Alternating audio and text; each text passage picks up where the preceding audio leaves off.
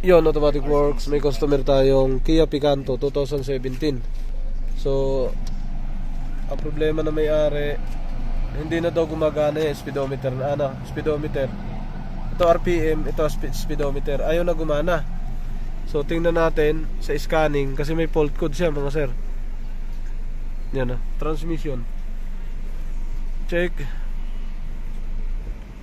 Red fault code. Ay, but no fault code to. Ba't nawala ang fault code? Yes. Quick test. Sa automatic transmission kasi may fault code siya isa nawala. Intermittent issue to May fault code siya na output speed sensor. Kasi ayaw gumana. So pinapicturean ko sa may-ari. Ang kaso nag-clear ako kaya nawala rito. So kailangan, kahit pa mawala ang fault code dito, kailangan mabasa din natin ang live data. Okay? Kasi wala ding ilaw sa reverse yan. Naalog din siya sa reverse. Ang lakas. Umaalog sa reverse Bug. Drive. Alog din sa drive. Alog sa reverse. Malakas. Hintayin lang natin. Tingnan natin yung data ng output saka input. Ayun, okay na. Walang fault code. Transmission tayo. Sa transmission data list. Yan walang input. Walang input reading. Naka-under yan. Revolution. Nagre-rev. Pero walang reading.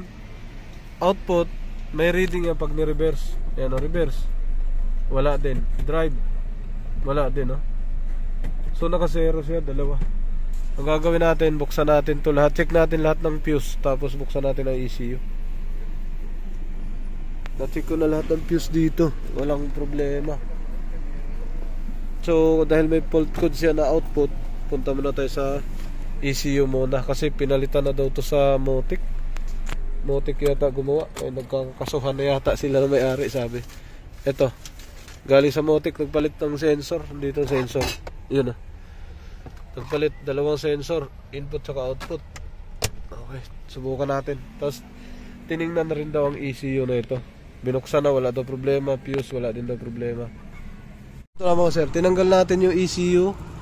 Yan, intact naman yung wires. Yan, dito yung may-ari. Intact.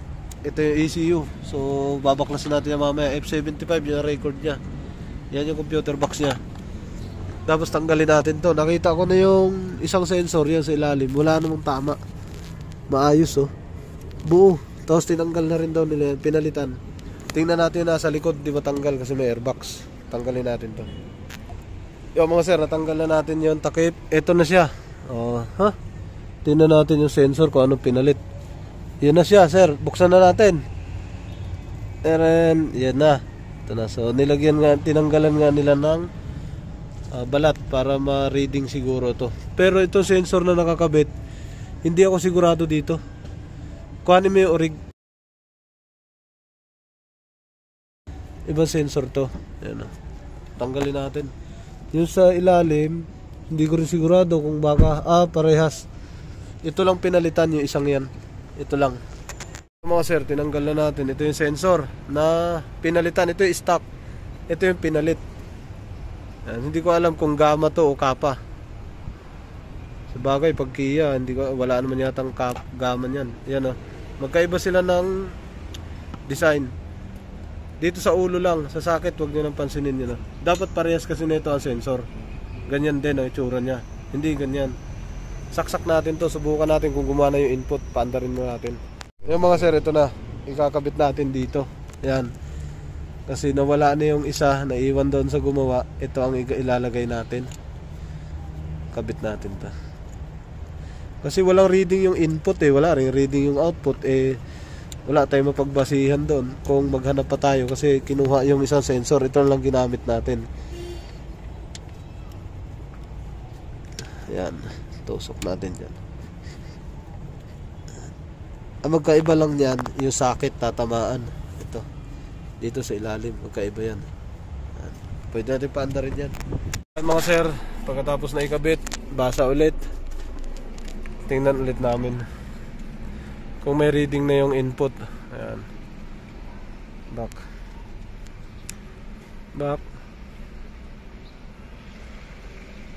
re-scan tayo. Pinaglagay na ako ng sensor, yung stock ni sir nilagay ko na doon. Subukan natin kung magre-reading yung input, kasi hindi siya nag-reading doon sa isang sensor na kinabit yung bago.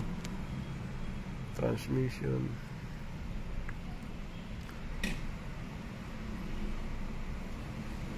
Doble ang naging problema. Nawala ang input, nawala pa output. Standby kasi nito, input dapat meron na. Dito natin makikita. Kahit wala siyang fault code, kita mo na siya dito mismo sa transmission section. Yan, pagka pinasok natin yan dyan.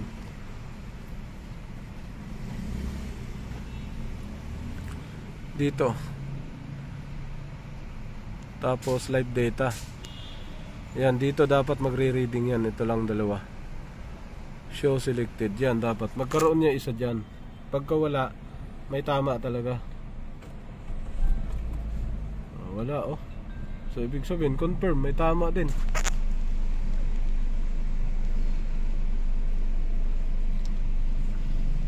Dapat meron na to, mandar na eh.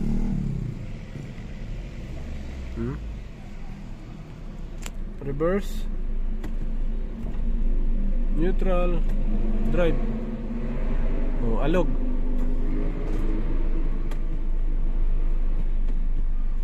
Wala reading talaga. Naka-park, standby. Tingnan natin yung sensor na yun. Yung input, baka sumuka. Ayun, nakasalpak ko. So ngayon magpunta na tayo sa ECU.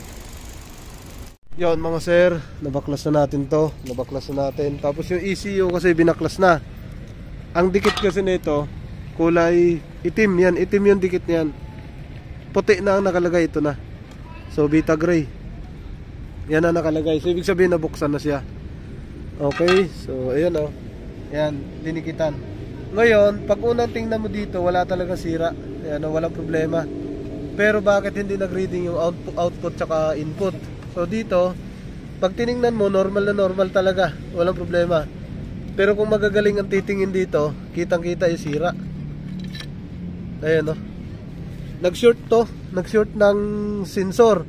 Ito Ito yon dapat. Pero may tama na rin siya kasi may umido na siya. Yun. Yung nito, yung yung atras nito, alog. Ngayon, dumoble. Nawala ang input saka output. Kung nakita nyo to, yan yung dalawa yan yung yan yung ganyan, sunog yan. Yan yung ibabaw na yan, yung nagtanso. Sunog yan. Ito, sunog yan, gitna na yan. Basta naging ganito, sunog yan. Yan yung ganyang kulay.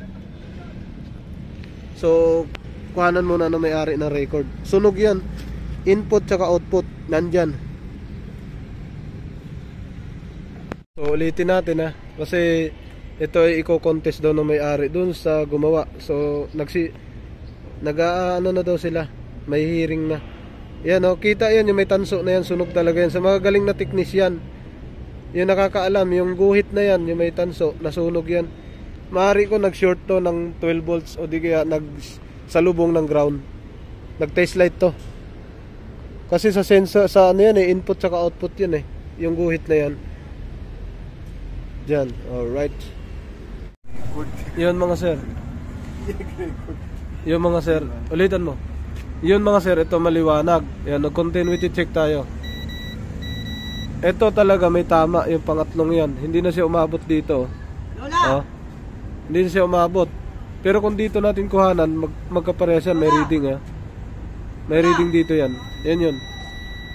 Pero pagka dito sa taas wala. Na-short talaga. Yung ito naman, itong mahaba na to, yung dulo. Dapat may reading yan, papunta rito. Wala Wala reading. Yan Pero dito meron. Pagka dito mo siya tinama. Yun. Meron. Maliwanag talaga na nasunog to. Na-short. Na-short ang ECU yun. Yung tanso na yan. Ayun kitang-kita. Dalawa yan yung nagkulay yellow-green. Yan yun, dalawa yan. Uminit yan. Sinaksakan ng 12 volts yan. Kumbaga tawag nito, in-inject ng 12 volts. Nadali ang ECU. Ilaw lang dapat ipapagawa ni sir. So tuloy ang kaso daw. Tingnan natin ang loob, no? Wala pa siya ganun tama. Yun lang yung shorted talaga. Yung sinuplayan. Okay. Ito na mga sir, tapos na. Balik na natin. Dikitan na natin. Tapos testing natin. Yung mga sir, naikabit na natin yung ECU. Tapos yung sensor, ganun pa rin ginamit natin. Yan, yung isa. Saka natin ibalik yung bagong binili daw nila. Subukan natin on. Tapos dito ilaw lang ang pinagawa. Nasira pati ECU. Alright, ano susi.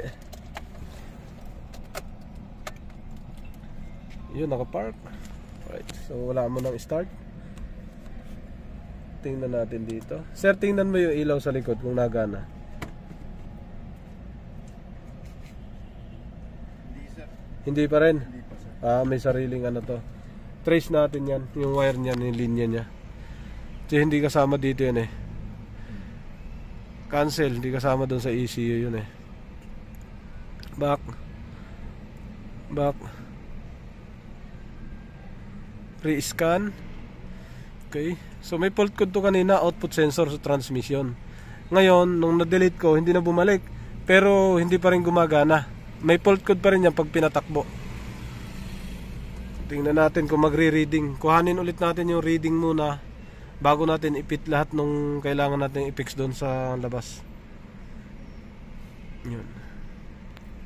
Yan mga sir, ito na. Focus tayo sa transmission ulit. Tingnan natin, dapat gumana dito yung input. Kasi yan yung input oh. Input tsaka output. Yan, dalawa magkasunod. Input tsaka output. Pag in-start, dapat gagana yan.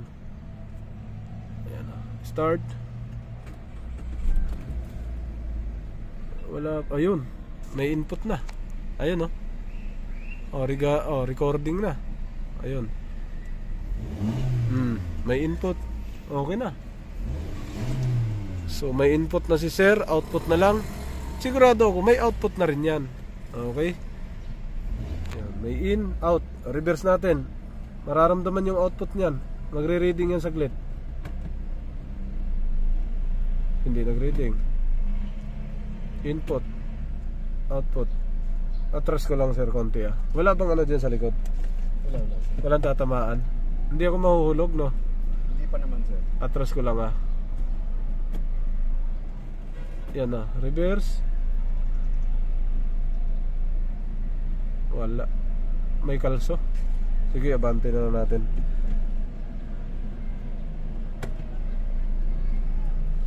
Ito talaga. Okay, bumasa yung input. Off na natin to. Fit na natin. Tapos yung output, patakbuhin natin. Sir, ayos na yung transmission natin. Ngayon, sa reverse naman tayo naghahanap. So ang reverse ni sir, kadalasan kasi pumuputok lang yung fuse. Sa kanya buo ang fuse. Tsaka walang putol ang wirings. Ngayon nakita ko dito pumasok yung fuse sa reverse sa ilalim, yung kulay green na to. Yan ang nagiging reverse. So hindi ko alam bakit ito naputol. Maliit na green. Yan oh, abangan natin doon kung may green doon sa ilalim. Hiwaan natin yon kasi para maiksi lang yung dugtong natin. Tinanggal natin yung headlight niya. Abangan natin dito kung nandito yung karugtong niyan. Pumunta rito yan eh, baka kasi naputol sa dulo o dito sa ilalim. Yan, balatan natin to. Yo mga sir, dito natin siya babakbakin. Yan, kasi may wire din sa ilalim. Yan yung entry oh. Yan, entry ng wire papasok. So saan kaya ito dinali? So dito na tayo mag-abang. Yung entry na yan, dito na tayo mag-abang. Papunta na tayo dito sa likod. Yan, dito natin abangan papuntang likod. Okay, hirap pala to yung reverse. Dito tingnan natin kung kulay green din. Yan, kasi maraming green dyan. Hindi natin alam kung sa reverse talaga. On natin susi. Yan, naka-on, naka-reverse. Pero hindi siya gumana. Ilang kuha dito. Oh, wala oh. Walang ilaw. Ito sa kabila. Okay, walang ilaw. Yun mga sir, chinek na natin. Nilagyan natin ng linya. You know? Galing dun sa likod to. Nilagyan ko kung may continuity. Tapos yung ilaw mismo mapapagana ko. Hindi siya gumagana. Dahil dito. Itong buong to. Kasi magkasama sila, isang buong block oh. Yung integrated circuit na to. Ang tawag na part na yung PCB block AC. Eto. Yan yung park relay, reverse. So balik na natin to. Hindi pwede. On mo susi, sir. Yan, napapunta yun sa likod. Doon mismo sa eto. So delikado to pag nag-short ka. Maaring madadali ang ano mo rito. Saan ang umiilaw, sabi mo, handbrake? Hindi, ito sir. Yung mga, yan, bukas na pinto. So yung, Hindi, normal yan. Nag-ano siya, nag-flicker. nag-flicker din. Hindi, lobat lang to. So, hindi tayo pwede magrekta. Maglagay ng ano, kasi tiningnan lang natin. Ilalabas lang dapat natin sa fuse, kaso hindi siya pwede. Hindi pwede yung ganun. Dahil sumama talaga sa board. Kasi may sinamahan pa siyang ano parang EBS. May pinuntahan pa siyang ano yung patras. So hindi pwede nating ano, maliban lang kung putulin yung wire. Putulin para hindi makapasok sa mga AC, PCB ganun. Mga sir, so hindi natin pwedeng i-back up ilagay yung gusto ko sana galing sa likod, kung saan yung fuse doon na lumabas siya, yung back up doon natin isabay.